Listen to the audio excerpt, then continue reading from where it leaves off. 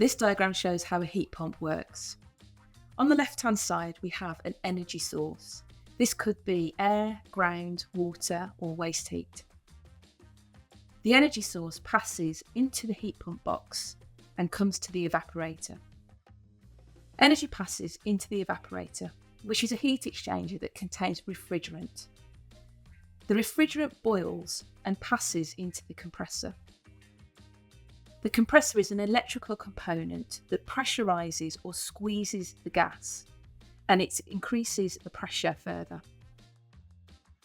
This then passes into the condenser, which is another heat exchanger.